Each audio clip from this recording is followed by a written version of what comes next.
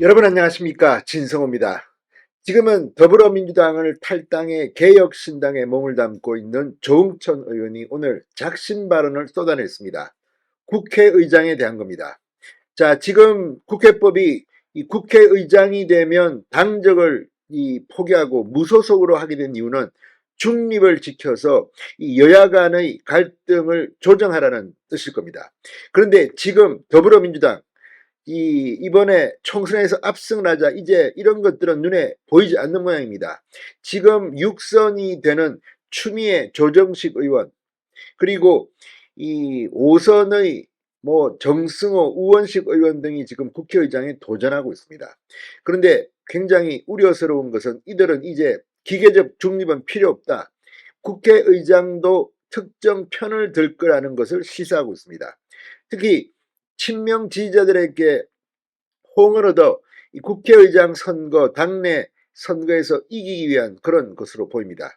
그런데 이런 과정에서 오늘 이 추미애 당선인 이 박병석 전 국회의장을 비판했습니다. 이 최민희 당선인은 현재 국회의장인 김진표 의원을 비판했습니다. 국회 운영을 윤석열 쪽에 유리하게 했다, 또 저쪽에 유리하게 했다, 이런 취지로 공개적으로 격하 운동이라도 하는 것 같습니다.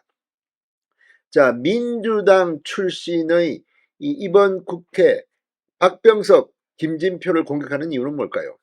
이제 이재명 사당화가 완성돼서 국회의장이 되려면 그쪽에 인기를 얻어야 한다고 판단한 걸까요?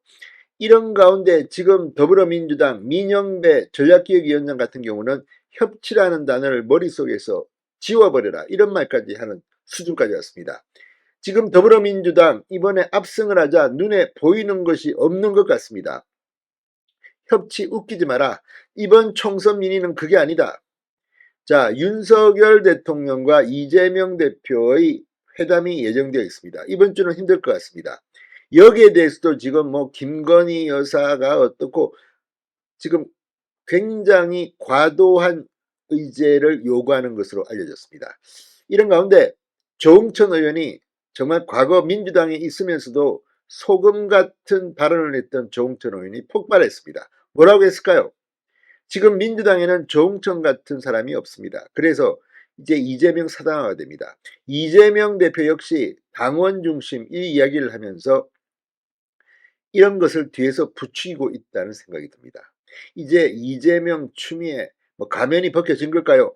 아무튼 지금 보면 그동안 참고 있었던지 아니면 조용히 있었던지 모르겠지만 민주당 곳곳에서 지금 과격한 발언들이 터져나오고 있습니다. 이걸 보고 혹자는 다음 대선은 민주당이 안 될 것이다. 왜? 이재명 사당화에 대해서 지금 민주당에는 대통령 후보가 보이지 않는다. 이재명 혼자 다 해먹는다. 그런데 이재명은 대통령 선거 때까지 버틸 수 있을지 모르겠다, 이런 발언도 합니다. 반면 보수 진영은 후보군들이 넘쳐납니다. 자, 지금 총선은 패배했습니다. 그러나 앞으로 다음 대통령 선거까지 3년이 중요합니다. 윤석열 대통령과 그 정부가 잘해야 되고 국민의힘이 정말 지금까지는 아닙니다. 전혀 다른 모습을 보여야 합니다. 이런 가운데 민주당 내 국회의장 선거를 놓고 지금 친명끼리 내전이 일어났습니다. 서로 치고받고 비판하기 시작했습니다. 그렇지만 이재명의 마음이 누구를 지명하냐에 따라서 국회의장은 선거에 의해 선출될 것 같습니다. 자, 조응천 의원은 뭐라고 했을까요? 진성호의 융단 폭격 시작합니다. 더불어민주당을 융단 폭격합니다. 방송에 앞서 아직 진성호 방송의 구독자가 아니신 분은 붉은색 구독 버튼 눌러주십시오. 더 좋은 방송으로 보답하겠습니다. 자, 민주당을 나와 개혁신당에 합류한 조응천 의원이 민주당을 향해 정파적 이익에 몰두하겠다는 말을 서슴지 않으면서 국가의전 서열 제2위인 국회의장의 위상을 뿌리부터 흔들고 있다고 맹비난했습니다. 기계적 중립은 없다는 등 민주당 국회의장 경선 후보들의 발언을 거론하며 의회주의에 대한 도전이라고 말했습니다. 자, 그러면서 이 조응천 의원은 국회의장을 하겠다고 나서는 민주당 경선 후보들은 총선 민심을 국회에 반영해야 한다고 한다.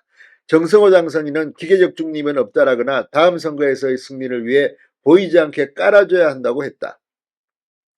이 혁신의장을 거부하지 않겠다는 추미애 당선인 발언, 이재명 민주당 대표와 호흡을 잘 맞추는 사람이 국회의장이 되어야 한다는 조정식 당선인 발언을 거론했습니다. 그러면서 제22대 총선에서 1, 2당의 득표율 차이는 고작 5.4%다. 국회의장은 제1당 대표 의중을 반영하는 것을 주된 임무로 하는 국회 본청 출장소장이 아니다라고 비판했습니다. 자, 국회의장은 여야가 정파적 이익에만 몰두해 극한으로 대립할 때 잠시 멈춰 세울 수 있는 유일한 브레이크다. 양보와 타협할 공간을 만들어 조정안을 낼 수 있는 유일한 조향장치라고 말했습니다. 지금 민주당 의장 후보들은 이 브레이크와 핸들마저 떼버리고 가속 페달을 직접 밟겠다고 폭주한다. 명심을 등에 업고 국회의장이 되는 것이 1차 목표이고 의장이 되면 민주당 강성 지지층의 환호를 받는 것이 2차 목표인 것처럼 보인다고 분석했습니다. 정말 속 시원한 분석입니다. 자, 그러면서 제가 경험했던 정세균, 문희상, 박병석, 김진표 의장님들도 출신 정당 민주당에 무관하게 오랜 의전 활동에서 쌓인 경륜과 동료 의원들의 존경심을 바탕으로 원만하고 합리적인 의사진행이 될 수 있도록 의장으로서 각고의 노력을 했다고 말했습니다. 법률에서 정한 의장 당적 보유 금지의 정신을 정면으로 도전하는 국회의장 후보들은 당장 사과하고 그 자리에서 사퇴해야 마땅하다고 말했습니다. 자, 지금 이 조응천 의원이 말한 이 정세균, 문희상, 박병석, 김진표 이 국회의장, 전 현직 국회의장들도 사실 보수 진영에서는 욕을 엄청 먹었습니다. 그럼에도 그 정도는 했습니다. 그런데 지금 최민희, 추미애 당선인들이 하는 말을 보면 이제 자신들 민주당 출신 의장들조차도 비판하면서 이제 법에 정해진 의장 당적 보유금지의 정신을 정면으로 위반하려는 모양입니다. 참 민주당 계속 폭주를 하면 어떻게 될지 대한민국이 걱정입니다. 진성호의 융단 폭격이었습니다. 여러분 감사합니다.